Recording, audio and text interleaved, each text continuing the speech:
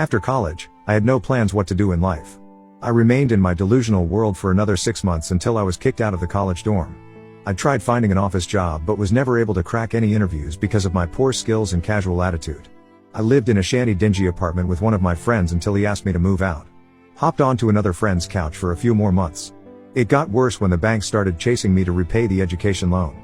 I didn't have money for a hamburger. How was I supposed to pay off my debt? Dad had stopped sending me money long back. I was on my own. I took some odd jobs but the money was so low that it could barely keep my body and soul intact. I begged and borrowed time from bank officials until they sent 2 heavily built collectors at my door who pulled me by my collar and gave me 15-day ultimatum to pay the mortgage. I was shit scared. I couldn't run anywhere. I had nowhere to run. I called up my mom and begged her to help me out, but she hung up on me saying I deserve this. Then I called up my only hope in that situation, my brother. He was a successful doctor by then and had his own clinic. He said he needs time to think about it. I told him about my urgency and promised to return the money as soon as possible. I know I was a wasted guy who couldn't be trusted with money. So, if he had refused to help me in that situation, it would still have been better, but what he did was far from my imagination. A week later, he called me. He said he was able to arrange the money and asked me for my account details. Without thinking twice, I gave him my bank details, with PIN and password. Yeah, naive me. Or maybe vulnerable me. The next day I received a text message that my account had been credited with money which was like 4x of my entire education loan. I was surprised. I called him up to ask why he would send so much more money than I needed. He said he liquidated his asset and the entire amount came to my bank account. He said he would leave the money I needed and transfer the remaining to his account. For that, he needed full access to my account. I readily agreed and gave him all the data he needed. Like he said, he withdrew all the money, leaving the amount I would need to pay off my debt. I paid the debt and felt like a mountain being lifted off my shoulder. My happiness was short-lived because within an hour I got a call from my dad, yelling and abusing me like a maniac and asking me to take the first bus home. He was accusing me of stealing the money from the family's business account.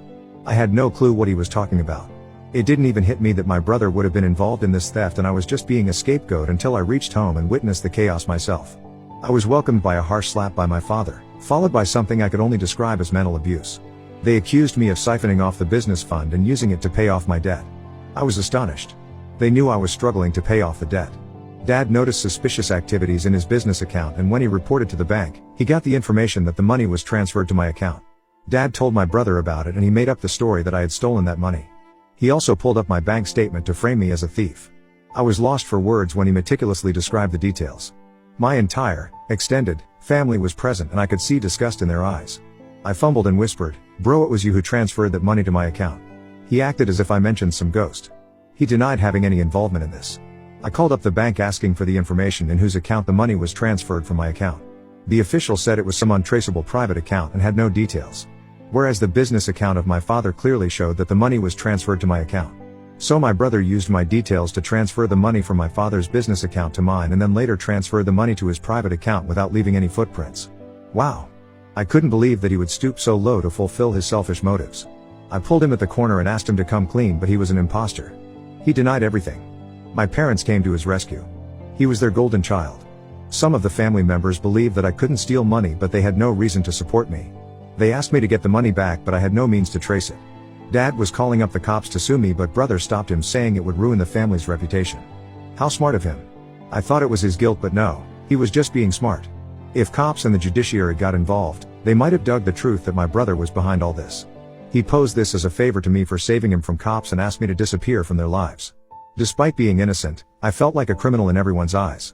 I couldn't face anyone present there and ran away. I was literally running on the streets bawling. I still remember that evening when I was aimlessly running with my eyes and face covered with tears that I could barely see anything. I ultimately slumped on the sidewalk and cried like a baby. I walked for almost an hour before taking a bus to my condo.